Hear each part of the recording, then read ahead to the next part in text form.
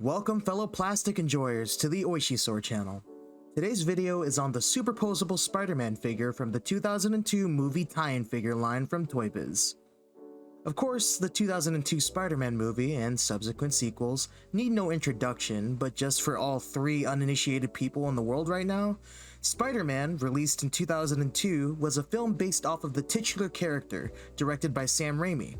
It starred Kirsten Dunst as Mary Jane Watson, Rosemary Harris as Aunt May, the great Willem Dafoe as Norman Osborn, also known as the Green Goblin, and of course, Tobey, the greatest to ever do it, Maguire, as Peter Parker and Spider-Man.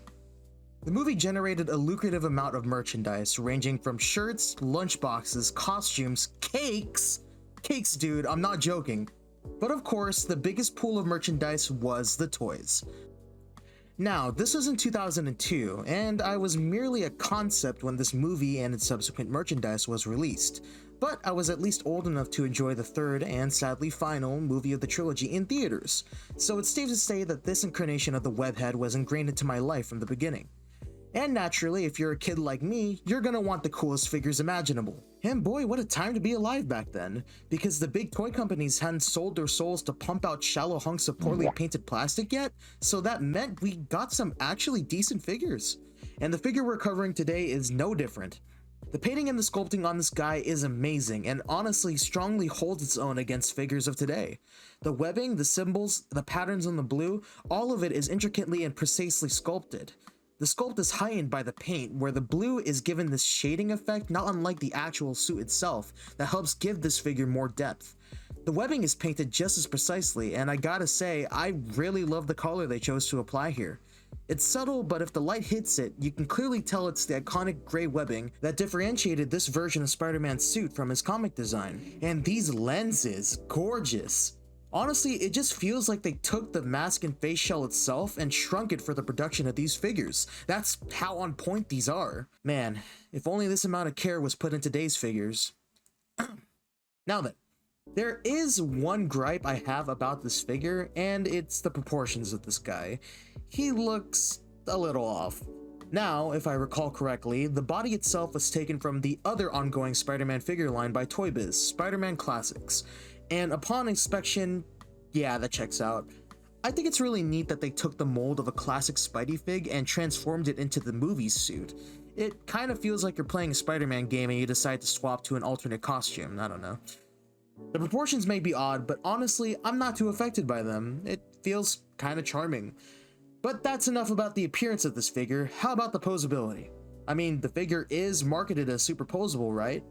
Well, quadrant at the head, which can give way to a nice head swivel, neck swivel, arms can rotate, in and out, bicep swivel, double jointed elbows, forearm swivel, a hinge at the fingers and wrist to do this nice whip pose, upper torso swivel and a swivel at the hip, legs can go up this much and not very far back, swivel at the thigh, double jointed knees, swivel at the upper boot, hinge at the ankle, a slight pivot, and a toe hinge.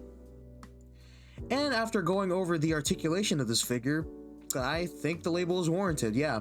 This thing's got some pretty solid articulation, giving you the freedom to do a range of poses, something that I can't quite say about current releases. Look at this. Shameful. Don't ever show your goddamn face around. And if you throw in this SH figure art stand, not included of course, you get even more display options for this guy. Now, I will note this guy actually comes with his own display piece in the form of a really detailed gargoyle statue, but it's currently on my wall and I'm too much of a lazy bastard to get it. Hey look, there's the stand and the box that came with this figure. I'm too much of a lazy piece of shit to get it back down. There are really cool ways to show off this figure, but if you have the Green Goblin figure from the same line, you can show them off together. And I gotta say, these two certainly look stunning together. I think I'll let my other videos speak for me on this one. And even as I film this video now, I still find myself taken aback by the spectacle of these two, not only as figures, but characters who impacted media and pop culture at large, either through the big screen or through the pages of the comics they originated from. And although these figures do admittedly show their age, I still believe that these figures, in their own right, are worthy replicas of the characters we saw in those movies. And just for the hell of it, here's a comparison to the second film's big bad, Doc Ock. I'd bring out the other figures, but again, I'm too lazy. So yeah, I hope you guys enjoyed this video. I plan on doing more since I got a whole lot of figures to showcase to you guys. If you like this content... Do you want to die? If you like this content, feel free to like, share, and subscribe. I'd really appreciate any support you guys throw my way. Until next time, plastic enjoyers,